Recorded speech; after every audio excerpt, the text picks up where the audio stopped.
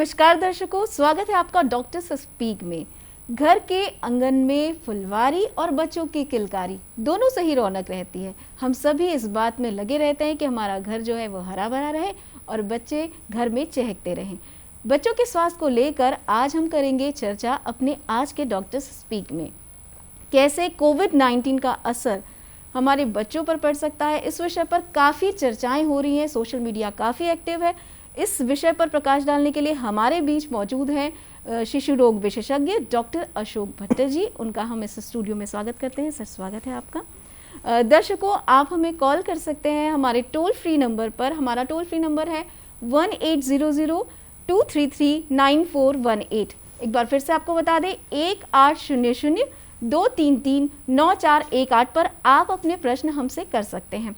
Doctor साहब, सबसे पहले तो स्टूडियो में स्वागत।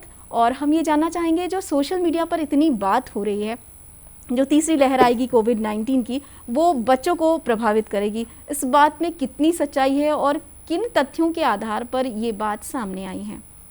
देखिए, ये तीसरी लहर आएगी ही और बच्चों पे ही ज़्यादा प्रभाव होगा, ये दोनों बात एकदम ज़रूरी नहीं है। पहले तो मैं इसको क्लियर कर दूं, ये एकदम ज़रूरी नहीं है जी। पर हाँ, जैसे दूसरी लहर आई और एकाएक आई और बहुत बड़ा सुनामी जैसा आया जी, वैसे ही एक भय तो बना रहता है कि तीसरी लहर आ सकती है जी। और ये किस तथ्य पे इस पे बता रहा हूँ जी, कि जैसे देखिए, पहली लहर आई तो वो बड़े बुजुर्ग लोगों को ज़्यादा ली।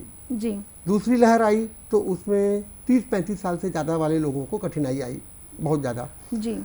तो ऐसी संभावना व्यक्त की जा रही है लोगों को द्वारा कि पहले में बड़े बुजुर्ग ज़्यादा हुए, फिर 30-35 साल वाले हुए, तो अब बच्चों की संभावना बढ़ सकती है। जी। और जो टीकाकरण है वो भी बड़ों के लिए उपलब्ध है, बच्चों वो मिडिल एज के लिए है, 18 साल से बड़े बच्चों के लिए हो गया, और उससे छोटे बच्चों के लिए नहीं है। इसलिए ऐसी आशंका जाहिर की जा रही है जी। पर यह एकदम भी जरूरी नहीं है कि ऐसा होगा ही। पर यह भी बात सच है कि हमें तैयारी सबकी रखना चाहिए जी, क्योंकि कुछ सुनिश्चित नहीं है कि क्या होगा, तो अपने को तैयारी बुरे से बुरे के लिए रखना है, उम्मीद रखना है कि ऐसा नहीं होगा और ऐसी सतर्कता भी बरतेंगे अपन कि ऐसा ना हो। जी, बहुत अच्छी आपने बात बताई कि ऐसा ज़रूरी नहीं है कि तीसरी लहर आए और वो इस तरह से प्रभावित करे।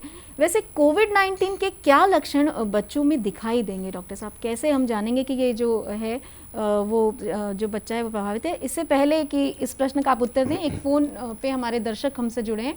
पहले हम उनका फ़ोन ले लें। नमस्कार जी। नमस्कार सर, अपना परिचय दीजिए।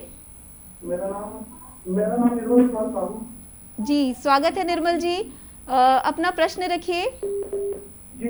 क्या है, अभी कोविड-19 है ना, कोविड-19 का जो टीका है जी, वो क्या 18 साल से कम उम्र के बच्चों को भी लगाया जाता है और कब लगे? जी। अभी तक जितने टीके उपलब्ध हैं वो 18 साल से कम बच्चों के लिए रेकमेंडेड वाले नहीं हैं जी। पर इसलिए अभी तो नहीं लगवाना है। पर यह भी सच है कि इस पे बहुत तेजी से वैज्ञानिक लोग इस पे कार्य कर रहे हैं जी। अगली गाइडलाइन कुछ हफ्तों में और बदलती रहेगी, तब अपन निर्णय ले सकेंगे। आज की तारीख में जितने टीके उपलब्ध हैं वो 18 साल से बड़े बच्चों के लिए, बड़े लोगों के लिए है। जी निर्मल जी, उम्मीद करते हैं कि आपको उत्तर मिल गया होगा। डॉक्टर साहब ने जैसे बताया कि अभी तक जितने भी रिकमेंडेड आए हैं वो 18 वर्ष से अधिक आयु के लोगों के लिए ही वैक्सीन की जो है उपलब्धता और जो डॉक्टर ने सिद्ध किया है वो 18+ के लिए ही है। हमारा जो प्रश्न था कि हम बच्चों में कैसे ये जानेंगे कि वो कोविड पॉजिटिव हैं, तो बताइए डॉक्टर साहब, कैसे उसके लक्षण हम जान पाएंगे? इसमें बहुत बड़े संतोष की बात ये रहती है जी कि बच्चों में यह जो बीमारी है इसका स्वरूप बहुत भयावह अभी तक तो नहीं देखा गया है दोनों लहर में। जी। तो ये संतोष की बात है। जी। पर जितने बच्चों को भी ये होता है उनमें 2/3 जो बच्चे हैं जी उनमें सिम्टम नहीं आते, मतलब उनमें बीमारी कीटाणु आता है जी, परंतु उसका संक्रमण का प्रभाव नहीं उभरता। जी। मतलब इसे बोलते हैं एसिम्प्टोमेटिक, या संक्रमण दिखता नहीं जिनमें, एसिम्प्टोमेटिक। 2/3 बच्चे तो ऐसे ही कीटाणु आया और मतलब चला गया, प्रभाव नहीं आता। ये संतोष की बात है। पर हाँ, 1/3 जो लोग हैं जिनमें ये प्रभाव आता है उनमें से 10 से 20% को सीवियर और बचे वाले जो 80% के आसपास है, जी वो 80 या 90% तक उन लोगों को माइल्ड टाइप की डिसीज़ होती है, माइल्ड मॉडरेट जैसी रहती है। जी तो इनके जो लक्षण है वो ये हैं, जैसे सामान्य लक्षण होते हैं बुखार, सर्दी खांसी, हाथ पैर का दर्द, सिर में दर्द, जी और कई बार ना ये तकलीफ इन सिम्टम के अलावा पेट के मामले में भी आ जाती है जी। कि इसका जो प्रेजेंटेशन है बीमारी का, उसमें डायरिया भी हो जाता है, कभी कभी वॉमिटिंग होती है, पेट दर्द भी होता है, जी कभी कभी किन्हीं में दाने दाने आ जाते हैं शरीर में। जी। ये सब भी इसके प्रभाव हैं, जी ऐसे दिखता है कोरोना के। जी जो माइल्ड टाइप का कोरोना है उसमें ऑक्सीजन का प्रतिशत 95 से ज़्यादा ही रहता है, जी। प्रायः बच्चों का 97-98% रहता है, तो उतना अच्छा रहता है। जब थोड़ा सा बढ़ जाता है, मॉडरेट टाइप हो जाता है, तो जी। ऑक्सीजन का प्रतिशत जो है वो 90-95 के बीच में हो जाता है। बुखार लगातार बना रहता है 5 दिन से ऊपर, जी खांसी भी बढ़ जाती है, थोड़ा सांस लेने की गति भी बढ़ जाती है। जी। तो ये मॉडरेट टाइप है। इस समय अपने को तुरंत केयरफुल होना पड़ेगा और इस समय चिकित्सक के पास जाना अनिवार्य है। जी अदरवाइज इसके पहले तक तो यदि घर में सामान्य बुखार, सर्दी, खांसी वगैरह है तो बुखार की दवा और अच्छे से हाइड्रेशन का ध्यान रखें, बराबर जल वगैरह, बराबर पानी पीते रहें, आहार भी संतुलित बनाए रखें, तो मामला सुलझ जाता है। मॉडरेट जैसा मैंने बताया, इसमें अपने को चिकित्सक के पास जाना चाहिए क्योंकि अब बढ़ने की संभावना है। जी जब एकदम ज़्यादा सीवियर हो जाता है तो ऑक्सीजन का प्रतिशत 90 से भी कम हो जाता है जी और उसमें सांस की गति और ज़्यादा बढ़ जाती, सांस लेने में तकलीफ बढ़ जाती, खिंचाव हो जाता है। कई बार तो इतनी तकलीफ होती कि हाथ शरीर में हल्का सा नीलापन भी आ जाता है और पेशेंट या बच्चा इतना निढाल जैसा हो जाता है। जी कभी कभी उसके कारण शरीर में सूजन आ जाती है, आंखें लाल हो जाती है और वो अलग से ज़्यादा बीमार वाला बच्चा दिखने लगता है। जी तब ये सीवियर फॉर्म है, परंतु अभी तक संतोष यह है कि सीवियर फॉर्म जितने भी बच्चों में बीमारी होती है उसके 1 to 2% से ज़्यादा में नहीं होता है। जी तो जान के खतरे वाला मामला बहुत कम बच्चों में होता है, ये एक संतोष की बात है। जी डॉक्टर साहब, जो भी आपने लक्षण बताए उस पर हम बात करेंगे। एक और फ़ोन आया है, हम देख लें कि कोई दर्शक हमसे जुड़े हैं। नमस्कार नमस्कार जी, अपना परिचय दीजिए। जी, मेरा नाम चौहाराम साधु है, ग्राम रंगोल, नवागढ़ ब्लॉक जिला। जी, स्वागत है आपका चौहाराम जी। अपना प्रश्न रखिए।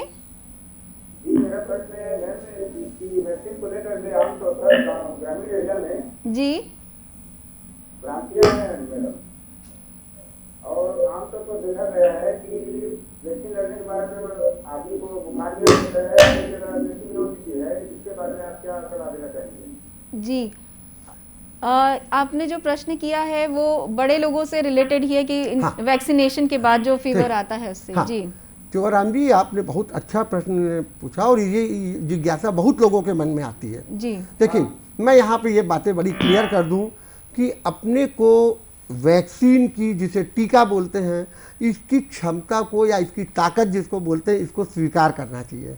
कारण कि अपन ने या आपके पहले वाली पीढ़ी ने स्मॉल पॉक्स नाम की बीमारी, जिसमें माता हो जाती थी, बड़ी माता, जिसमें दाग छूट जाते थे, पोलियो नाम की बीमारी जिसमें पूरी जीवन भर व्यक्ति का हाथ पैर के लिए कमजोरी, जीवन भर के लिए कमजोरी हो जाती थी। ये दो बीमारियों का तो पूरा का पूरा उन्मूलन टीके की ताकत से हुआ। जी और आज की डेट में देखा जाए तो धनुष टंकार, जिसे टेटनस बोलते हैं, डिप्थीरिया जिसे घट सर्प बोलते हैं, ऐसी कितनी ही मीजल्स जिसे खसरा माता बोलते हैं, ऐसी कितनी ही बीमारियां हैं जो टीकों के माध्यम से एकदम कम से कम हो गई है, जी बहुत कम हो गई है। पहले बीमारियां बहुत होती थी। जी। तो अपने को सबको, चाहे जितनी भी लोग कोई भी मैसेज बोल रहे हों, कोई पेपर में छपता है, कहीं पे कोई व्हाट्सएप पे कुछ का कुछ समाचार आता है, पर मेरा सबसे ये निवेदन और आग्रह है कि टीके के महत्व को समझें, सभी प्रकार की धारणाओं को अलग करें। बुखार 1-2 दिन किसी को भी आ सकता है टीके के कारण, परंतु टीका अति से अति अनिवार्य है। जी टीका, देखिए, अपने को चीज़ों का वो देखना होगा ना, मूल्यांकन करना होगा कि यदि नहीं लगवाते हैं तो हम भी रिस्क में, हमारा परिवार भी रिस्क में, जी सब लोग। जी जी लगाते हैं तो भले 1-2 दिन बुखार आएगा, पर हम भी सुरक्षित, हमारा परिवार भी सुरक्षित। तो हमें सबकी सुरक्षा का ध्यान, और अपना ही परिवार नहीं, अपने पूरे समाज का, इनकी सबकी सुरक्षा को देखते हुए हमें ज़रूर से ज़रूर टीकाकरण लगवाना है। और शासन की गाइडलाइन इसके लिए बराबर आती रहती है, उसके अनुरूप चलना है हमको। जी शासन टीकों के बारे में वैज्ञानिक शोध के आधार में कभी कभी कुछ चीज़ों को चेंज करता है, कुछ बदलते हैं कि भाई इतने दिन के गैप में नहीं, इतने दिन के गैप में लगाएं, ऐसा करें। वो सब अपने को मानना है, अपने को उसका पूरा भरोसा करके अति से अति अनिवार्य है कि टीका जरूर लगवाना है, अपने लिए भी, अपने परिवार की सुरक्षा के लिए भी। जी, इस फ़ोन के पहले आप बता रहे थे इसके लक्षण, और डॉक्टर साहब जितने लक्षण आपने बताए सामान्य बुखार में भी वो लक्षण दिखते हैं। फिर से एक कॉलर हमारे साथ जुड़े हैं। नमस्कार। हेलो, नमस्कार सर, अपना परिचय दीजिए। जी, मैं भगत राम पटेल बोल रहा हूँ, गुरपुर गिरासपुर, दक्षिण गढ़ से। जी भगत राम जी, स्वागत है आपका, अपना प्रश्न रखिए। सबसे पहले आपको डॉक्टर साहब को नमस्कार देना। जी नमस्कार। हाँ, मेरा एक प्रश्न है कि जैसा अभी 19 के प्रकोप बच्चों में ज्यादा सुनने को मिल रहा है जी, तो ये किस आयु के बच्चों को ज्यादा प्रभावित कर रहा है और किस तरह से हम अपने बच्चों को देखभाल करें जिससे ये जो कोविड-19 का प्रकोप है उनका उनकी देखभाल कर जी आज हम इसी विषय पर चर्चा कर रहे हैं। तो किस उम्र के बच्चों में ज़्यादा इस तरह का प्रभाव दिखेगा, जानना चाह रहे हैं हमारे कॉलर। देखिए, ये तो कहना कठिन है कि किस उम्र के बच्चे में ज़्यादा दिखेगा, जी परंतु इनका ये वाला प्रश्न बहुत महत्वपूर्ण है जो सभी के लिए है जी कि हम कैसी चीज़ों को आपको अपनाएं जी कि हमारा बच्चा सुरक्षित रहे। जी क्योंकि देखिए, आदमी अपना दुख तो सह सकता है पर बच्चे का दुख सहने में तो बहुत दूभर हो जाता है। जी तो इसके लिए आपको ये करना होगा, जो मैंने अभी थोड़ी देर पहले भी कहा, कि हमें टीकाकरण जो अभी हमारे लिए उपलब्ध है वो जरूर लगवाना है। जी हमें मास्क लगाने की आदत को अपने अंदर लेना ही पड़ेगा। जी सन 2021 सावधानी बरतने का साल मान लें, 2020 भी गया पर 21 और ज़्यादा हमको ये सावधान मतलब रहना है। मैसेज दे रहा है कि नहीं, हमको सावधानी बरतना जी। है। ये बात सच है, अभी प्रकोप कम हुआ पर हमें सावधानी बरतना है। तो सन 2021 अपने को मास्क पूरा लगाना है। जी मास्क लगाने की भी विधि पे भी मैं चर्चा कर लेता हूँ। जी मास्क जब हम लगाते हैं तो इसको पूरा नोज भी कवर होना चाहिए, चिन तक आना चाहिए, और जब हम मास्क लगाते हैं तो बार बार हमें हाथ से मास्क को, आँख को, नाक को इसे छूने की आदत से बचना है। तो हमें मास्क लगाना अपनी आदत में करना है, मास्क को बार बार नहीं छूना है। यदि हमारे पास में कॉटन का डिस्पोजेबल वाला मास्क है तो बहुत अच्छी बात है, उसे रोज़ का रोज़ धुलवा लें और आयरन कर लें। जी आयरन करने से उसके कीटाणु भी मर जाते हैं और थोड़ा वार्म भी हो जाता है, तो पहनना सरल हो जाता है। यदि डिस्पोजेबल मास्क है तो आप उसका उपयोग हाथ साफ करके उसे पहने और घर के अंदर जाने के पहले डस्टबिन में उसे डाल दीजिए। जी इसका भी ध्यान रखें। जी मास्क का डिस्पोजल भी जरूरी कि प्रॉपर वे में हो। जी। तो ये हुआ, मास्क को हमारे को जीवन शैली में लाना होगा। जी। सन 2021 तो पक्का। और हमें हैंड हाइजीन का पूरा ध्यान रखना होगा।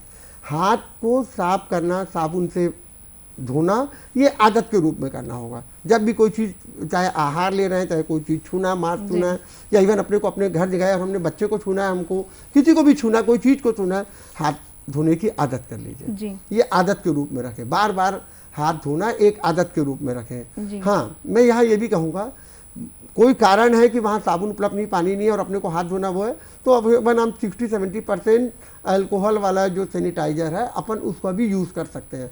पर अगर कोई मेरे से पूछेगा कि हम अपने पास उपलब्ध दोनों चीज़ें, तो मैं बोलूँगा साबुन से आप हाथ धो लीजिए, जी वो ज़्यादा अच्छा है। जी पर कोई दोनों विकल्प के रूप में चल जाएंगे। जी और तीसरा, फिजिकल डिस्टेंसिंग को बहुत ध्यान रखना है, जिसे सोशल डिस्टेंसिंग भी बोलते हैं, जी। कि हर हालत में कोशिश करें।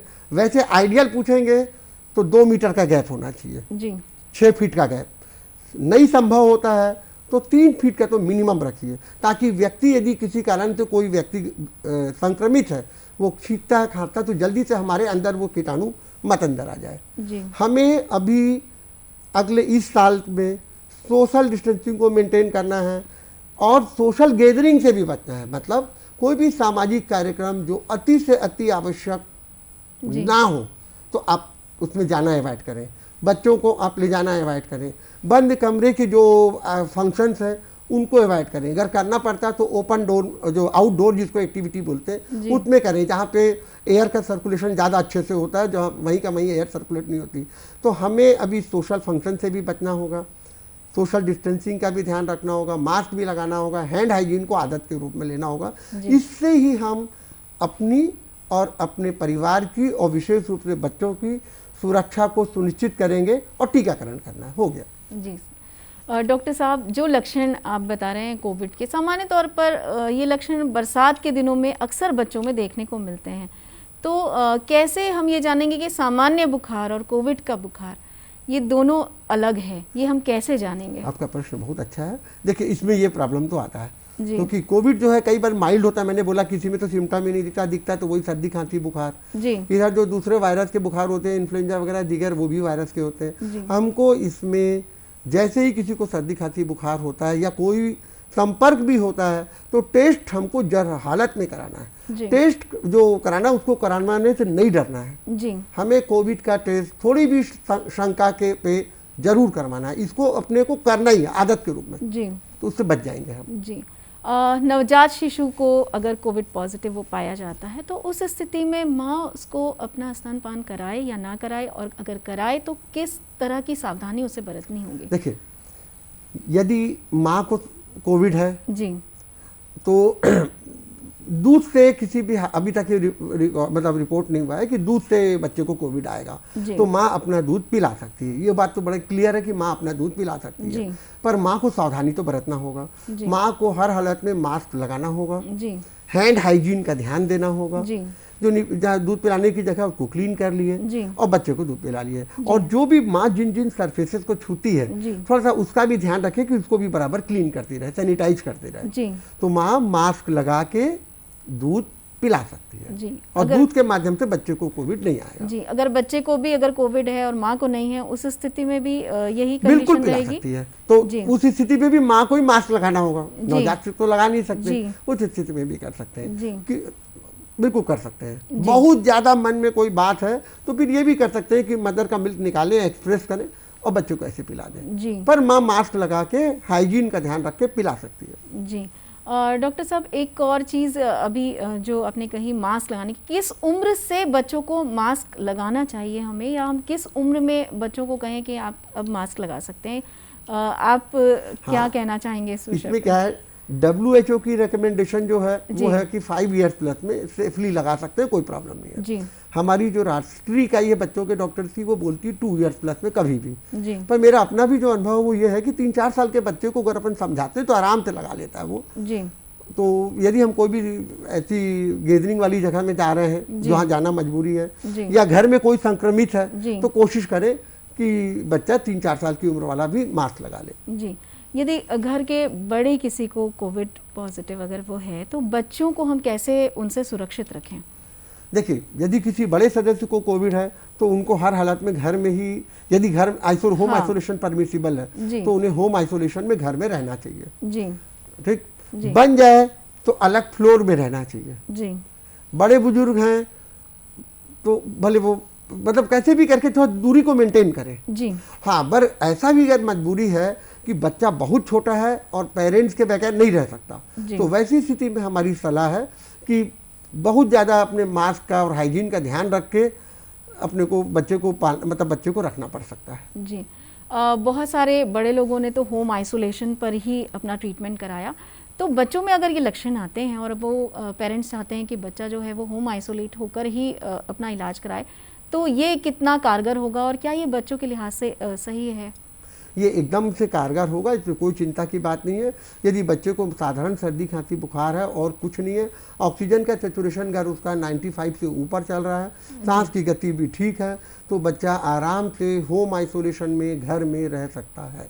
जी हाँ, बस ये ध्यान रखेंगे अगर बच्चे को संक्रमण है और घर में बड़े बुजुर्ग और रहते जी। हैं तो उन लोगों को संक्रमण मत आ जाए, तो जी। बड़े बुजुर्ग ज़्यादा अच्छा होगा कि अगर संभव हो तो एक कमरे के अंदर ही रहें, क्योंकि बच्चे को कमरे के अंदर रहना, संक्रमित बच्चा भी भले हो, जी। पर बच्चे को कमरे के अंदर बंद रखना बहुत कठिन है, दूभर है। जी तो इसमें उल्टा होगा, जो बड़े बुजुर्ग हैं जिनको संभावना ज़्यादा है, जिनमें रिस्क की, उन्हें कमरे के अंदर रहना होगा। जी। संभव हो तो अलग फ्लोर हो तो अलग फ्लोर वाले कमरे में रह लें, अलग मकान में उनका घर कहीं और कोई संभव हो सके तो वहाँ रह लें, पर बच्चे को अपने को घर के अंदर खेलना अलाउ करना पड़ेगा और वो करवा भी लेगा। जी वो करवाएगा वैसा। जी नियमित टीकाकरण की यदि बात करें, बच्चों को जो नियमित टीकाकरण लगता है कोविड पॉजिटिव होने के बाद, क्या वो उसको टीकाकरण किया जा सकता है कंटिन्यू, या हाँ। उस समय हमको कोई सावधानी बिल्कुल। यदि किसी बच्चे को कोविड का संक्रमण हुआ है जी। तो 2 से 3 हफ्ते के अंतराल के बाद, यदि उसका कोविड में कोई ज़्यादा प्रॉब्लम नहीं हुआ था, जी। उसे स्टेरॉइड की दवा नहीं देना पड़ा था, कोई इम्यूनो सप्रेशर बोलते हैं, ऐसी कुछ विशेष दवाइयाँ होती हैं, जी। अगर कोई गंभीर बात नहीं हुई थी तो 2 से 3 हफ्ते बाद आराम से उसका टीकाकरण कराया जा सकता है, सामान्य टीकाकरण जो भी उसके बचे वाले हैं। जी। पर हाँ, यदि बच्चे को कोई विशेष दवा चली थी तो उसमें चिकित्सक की सलाह लेके हो सकता है वो 3 महीने का गैप करवाएंगे और फिर टीकाकरण सामान्य जो है चालू हो जाएगा। जी डॉक्टर साहब, अब बात आती है कि आहार कैसा हो, क्योंकि सबको ये रहता है कि इम्यूनिटी बढ़ा ली जाए तो शायद हम इससे बच सकते हैं। छोटे बच्चों में इम्यूनिटी बढ़ाने के लिए हमें पारिवारिक तरीके से, यानी घर पे हम घरेलू उपचार के रूप में किस तरह की चीज़ें कर सकते हैं? देखिए, इसमें ना ऐसा कुछ अलग से बहुत कुछ एविडेंस बेस्ड कोई चीज़ नहीं है कि कोई एकदम प्रूफ हो कि ऐसा खाओ और नहीं होगा। हाँ। सिर्फ इसमें एक सामान्य जो सलाह है वो ये है जी। कि इसे बच्चे को बैलेंस डाइट जिसको बोलते हैं, संतुलित आहार वो जी। लेना चाहिए, जिसमें प्रोटीन का समावेश हो। जी। पानी भी बच्चे को पर्याप्त मात्रा में पीना चाहिए जी। और बच्चा खुश होकर मजे से घर में रहे, जी। इसमें कोई चिंता की बात। सामान्य आहार जिसमें प्रोटीन का समावेश बढ़ाए और पानी का समावेश, जी। पानी बराबर पीता रहे। जी। सामान्य तौर पर अभी जिस तरह की बातें हो रही है, बहुत सारे लोग टीकाकरण से डर रहे हैं, भयभीत हैं, वो खुद भी टीका नहीं करवा रहे हैं, तो वो कितना हार्मफुल है पूरे समाज के लिए, इस विषय पर हम आपकी राय जानना चाहते हैं, खासतौर पर बच्चों के लिए। इसमें हमारी सलाह निश्चित फिर से है ये जी। कि हर हालत में घर के उन सदस्यों को जिनको शासन के द्वारा निर्धारित किया गया 18 साल से बड़ों को, जी। सबको अपने टर्न पे टीका जरूर से लगवाना है। क्योंकि देखिए, प्रायः घर से बाहर बड़े ही जाते हैं, जी। बड़े सदस्य ही जाते हैं, तो यदि टीका भी उन्हीं के लिए उपलब्ध है अभी की डेट में, तो यदि वो संक्रमण से बचाव होगा, जैसे देखिए टीका लगने के बाद संक्रमण की संभावना बहुत कम हो जाती है, जी। होती भी है तो बहुत माइल्ड होती है, तो यदि वो व्यक्ति सुरक्षित होगा, चाहे माँ है, पिता है, कोई भी सदस्य घर का, जी। तो वो बच्चा जो है वो भी संक्रमण से बचेगा ना। जी। तो हमको हमारी संतानों की सुरक्षा के लिए भी अपने लिए टीकाकरण करवाना जरूरी है। अपने घर के सभी सदस्यों को टीका जरूर लगवाना है। जी। अभी तो रिसर्च हो रहे हैं टीके पे कि बच्चों के लिए टीके आएंगे, लेकिन इससे पहले कि मैं अगला प्रश्न करूं, एक कॉलर हमारे साथ जुड़े हैं। नमस्कार। नमस्कार। डॉक्टर स्पीक में आपका स्वागत है सर, अपना परिचय दीजिए। दीदी जी नमस्ते। जी नमस्कार, अपना परिचय दीजिए सर। जी जी, उमेश कुमार निकाल ग्राम तेनुवाड़ा मगर। हाँ जी, स्वागत है आपका। अपना प्रश्न रखिए। नमस्कार। उमेंद्र जी, अपना प्रश्न रखिए। हाँ, बच्चों को कोरोना वायरस से बचाने के लिए क्या क्या उपाय करना चाहिए? जी, उसी पर हमारे सर डॉक्टर साहब जो हैं वो सलाह दे रहे हैं। बहुत बहुत धन्यवाद आपका प्रश्न के लिए। सर, इनके प्रश्न का उत्तर। निशाद जी, मैंने जैसा अभी थोड़ी देर पहले भी कहा था कि बच्चों को कोविड से बचाने के लिए हम बड़ों को भी विशेष ध्यान देना होगा जी। कि हम अपना भी टीका, जैसा मैंने अभी थोड़ी देर पहले बोला, अपना टीकाकरण कराएं, मास्क का उपयोग करें, जी। है ना, सोशल जो भीड़ वाली जगहों से जाने से बचें, संक्रमित लोग एकदम अलग रहें, आइसोलेशन में रहें, जी। इन सब का जो, और हैंड हाइजीन का ध्यान रखें, जी। सोशल डिस्टेंसिंग का ध्यान रखें कि किसी भी व्यक्ति से अपन जब मिलते हैं तो 3 फीट, आइडियली तो 6 फीट, जी। नहीं मिनिमम 3 फीट, 1 मीटर जो 1 गज जिसको बोलते हैं, उसका डिस्टेंस मेंटेन करें।